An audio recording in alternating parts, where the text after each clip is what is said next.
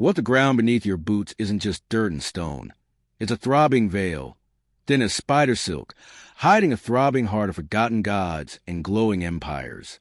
Imagine one seismic shiver, one whisper incantation, and the earth cracks open like a lover's secret, spilling forth a symphony of crystal chimes and starlit shadows.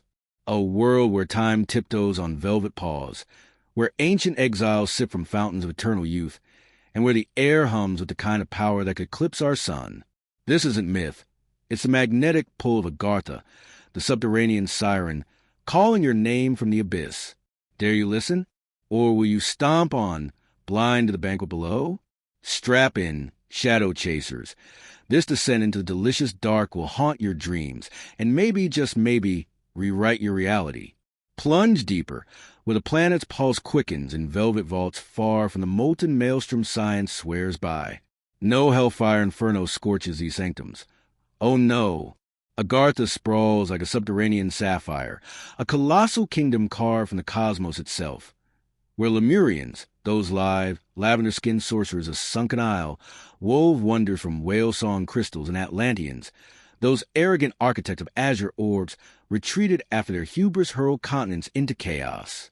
They didn't perish in the plunge. They pivoted, vanishing through veiled fissures into this verdant void, a realm rippling with rivers of liquid starlight, forests where leaves whisper prophecies in forgotten tongues, and skies, yes, skies, painted in perpetual aurora, dancing to the rhythm of an inner heartbeat. Envision the ecstasy. Metropolises of multifaceted quartz that refract rainbows into revelations, spires spiraling like DNA double helices toward a domed dawn that never dims. Inhabitants glide like ghosts in gossamer gowns, tall, translucent titans with skin like moon milk and eyes etching galaxies into your soul. No iron fists of empire here, no venomous vipers of ice. They dwell in divine duet with the earth's electric essence, communing with elementals that flicker like fireflies in the gloom. War? A whisper from a bygone barbarism. Greed? Laughed off like a leaf in the wind. Ego? Dissolved in the steam of sacred springs. This is Synarchy's silken dream. Science seducing spirit. Politics bowing to profound. Knowledge not as a crown of thorns, but a garland of glowing glyphs. Agartha is a mere mortar and mystery. It's a manifesto, a mocking mirror to our muddled mess above, taunting. What if we chose light over the lash? The West's wide-eyed awakening to this underworld waltz? A velvet coup in 1886, scripted by a spectral scribe, Alexander St. Eve de Alvedra, that enigmatic Earl of Esoterica, ensnared in salons of secret societies and spirals of syncretic splendor. Amid the gaslit gloom of fin de siècle France, he penned Mission of India and Europe, a bombshell blueprint, not for the bourgeoisie but for the bold. Here, Agartha unfurled not as nursery nonsense, but as ironclad intel, a buried bastion where Brahmin-bright exiles evaded the Kali Yuga's clawing claws, that iron age of illusion and iniquity, a throbbing theocracy of teeming throngs, millions murmuring mantras under a god-king's gaze, his scepter staff of stellar synergy, wielding wisdom like a wizard's wand. Synarchy soared supreme, religions in rapturous reunion, sciences in seamless sacrament, governments as gentle as a guru's grin, a utopian uppercut to the anarchic aristocracies clawing at Europe's crowns. But the billion-dollar bombshell? St. Eva's source, a shadowy seance with Haji Sharif, that hooded hierophant from Himalayan haze, a Sufi savant schooled in the stars' sly semaphore. Through Sharif's silken scrolls and St. Eva's own astral acrobatics, soul-soaring somnambulations through the ether's electric fog, he infiltrated Agartha's auroral antechambers. He sketched it in strokes of shiver-inducing specifics, colossal colonnades crooning celestial canticles, labyrinthine libraries laced with lost lexicons, banquets where ambrosia flows freer than French wine. Convinced he cracked the cosmic code too crudely, St. Eve scorched the scrolls in a midnight pyre, save for a sly survivor or two. Fate's fickle finger flipped the script. In 1910, post-mortem Papoose, the pawn of a Parisian occultism, that bearded bard bizarre, resurrected the relic, rocket-fueling a renaissance of rabbit-hole ruminations that ricochet through our zeitgeist still. Yet Agartha's aria antedates any Gallic ghostwriter. It's etched in the Earth's electric echo chamber, a global gospel groaning from granite grimoires across gulfs of geography and gulches of time. Cultures sundered by seas and centuries croon the same haunting hymn. Coincidence? Or a crimson clue to a cradle civilization that clambered underground? Cheating the Reaper's roulette? Eastward, where incense curls like cobra smoke, Hindu holograms and Buddhist blueprints birth Mount Meru, that monolithic monarch of the multiverse. Sumeru the Sublime, Ma Mera the Majestic, a titanic trunk truncating the 10,000 worlds. Approach from auroral east.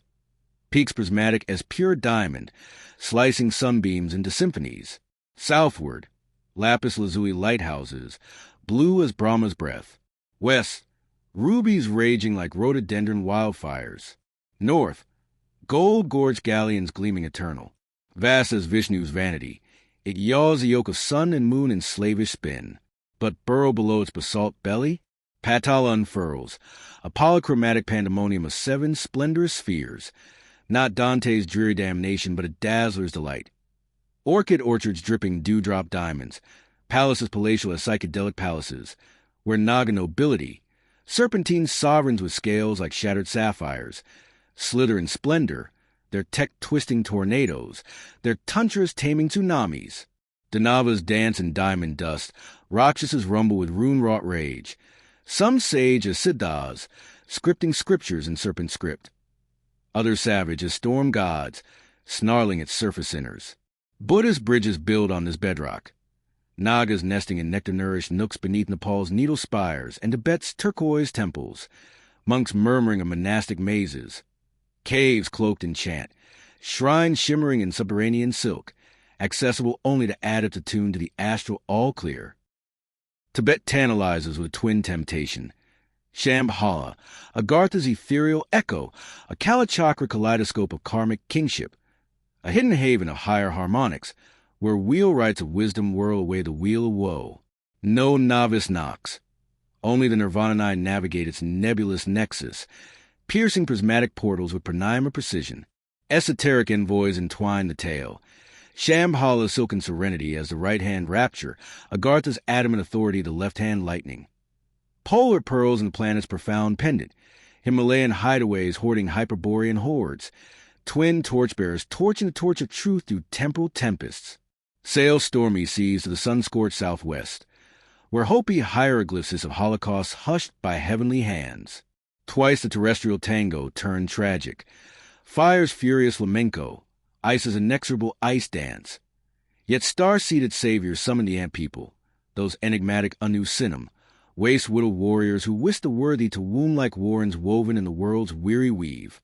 In those ink-black incubators, they imparted indigo insights, granaries groaning with gloom-grown grains, subterranean soirees of sustainable sorcery, lessons in life's live lullaby, harmony not as hippie haze, but hard-won him to harvest hidden hum, etymology's eerie embroidery, Hopi's Anu for ant, Naki for noble kin, fusing into an Anunnaki, a phonetic phantom phasing through Sumer's sandy scrolls, where Anunnaki avatars, sky-swooping or soil-surfacing, sculpted sapiens from clay and cunning, their subterranean Sabbaths seeding civilization's sly spark.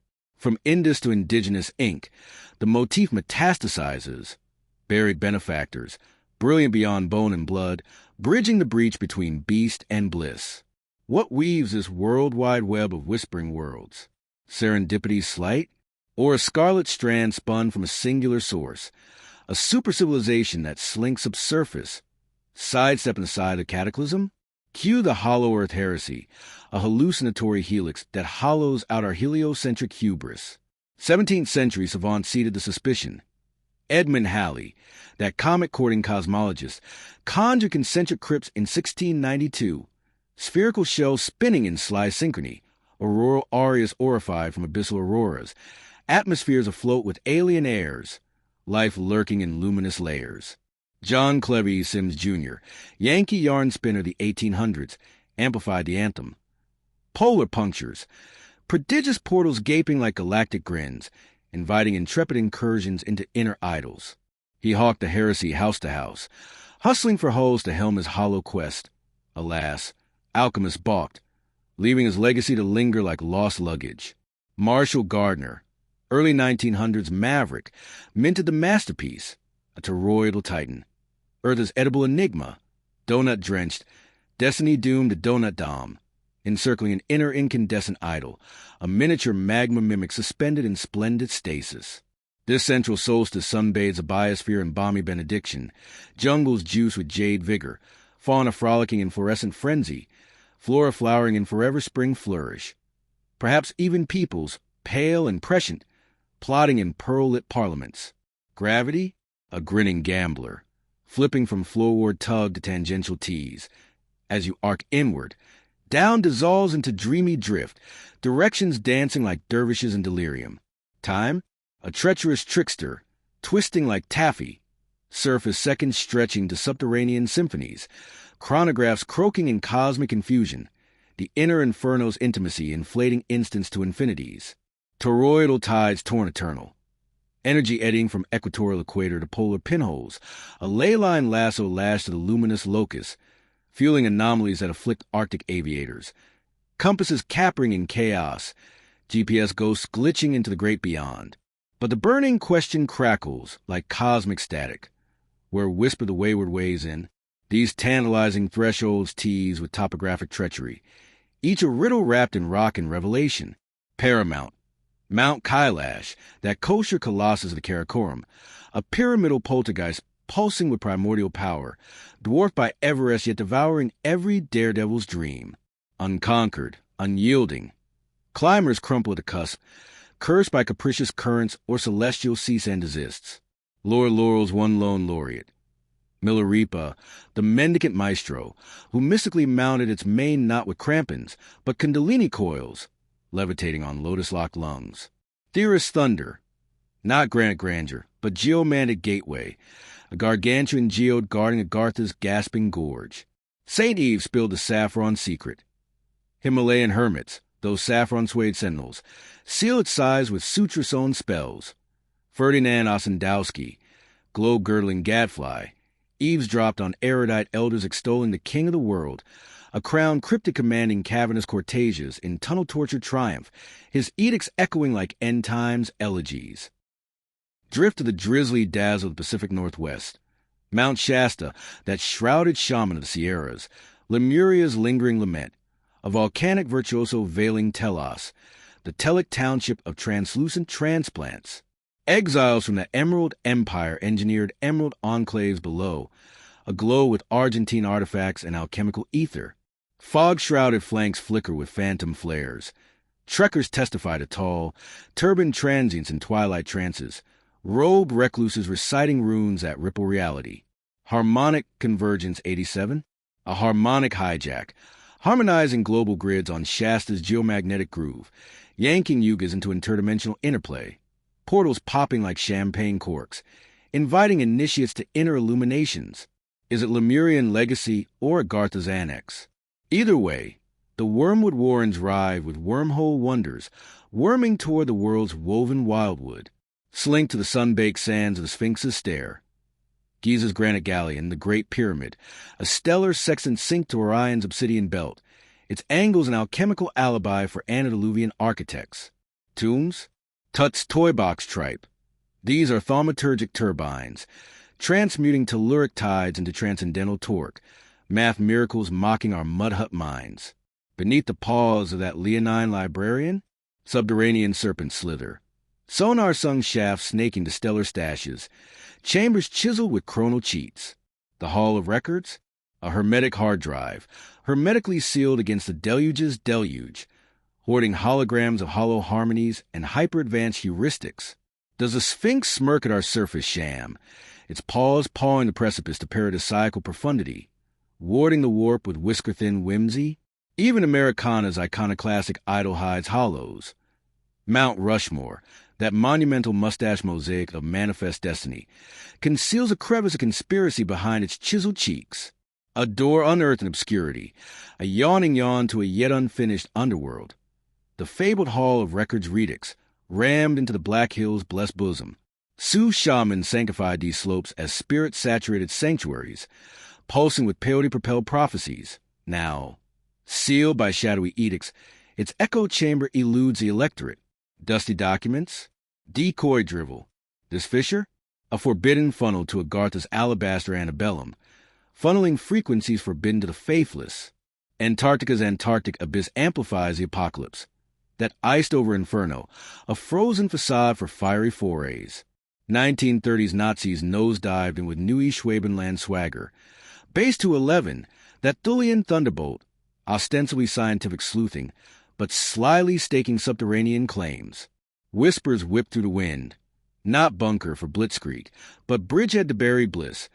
Polar punctures probed by Panzer-piloted phantoms, allied with Agartha's ancients against allied ants.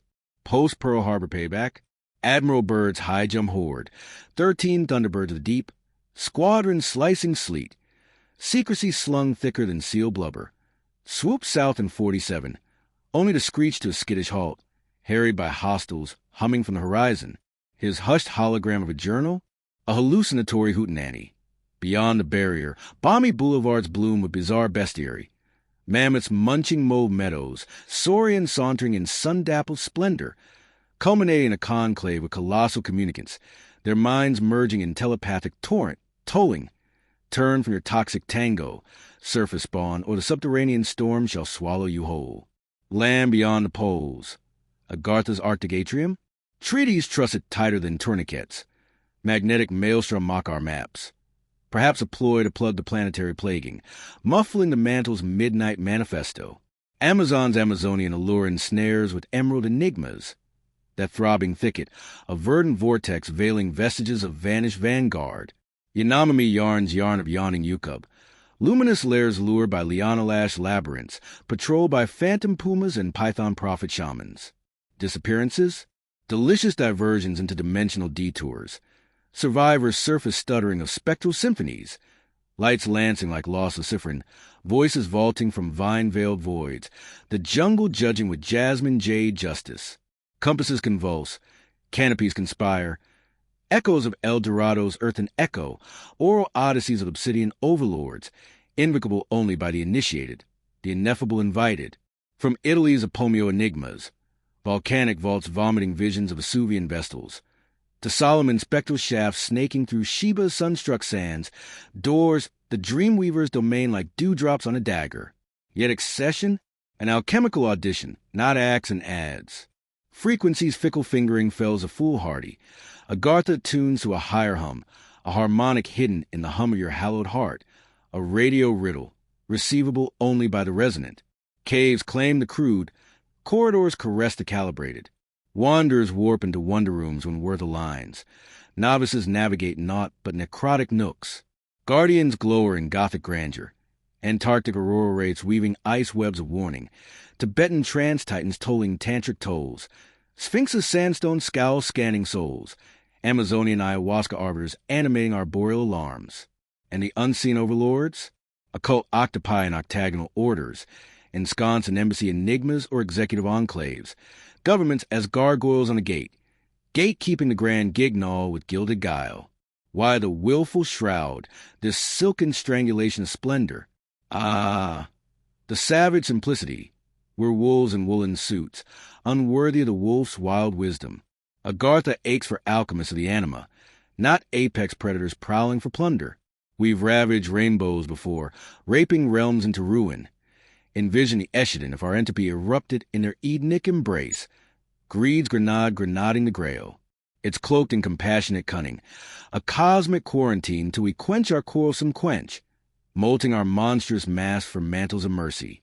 Not eternal exile, but an elegant embargo, beckoning the better angels of our nature to knock with knuckles knocked clean. So, seeker of the shadowed sublime, what whispers worm through your wandering thoughts? Which threshold throbs in your temporal temple? Kailash's kiss, Shasta's shiver, Giza's gaze. The veil vibrates, volatile as a vixen's vow, one vibration away from vanishing acts or vanishing points. Heed the hollow's huskium, or haunt the heights in hollow hunger forever. Thank you for tunneling to the tantalizing twilight of Agartha with me. Your intrepid imagination is a lantern that lights the labyrinth. If this velvet vortex your vibe, pulverize it like button into pixels. Subscribe to some and more midnight mysteries that magnetize the mind and chime in the comments which portals pull yanks your yoke hardest, which guardian's glare gives you goose flesh, until the next nexus nudges a night. Keep chasing the chasm, and may your frequencies forever find favor.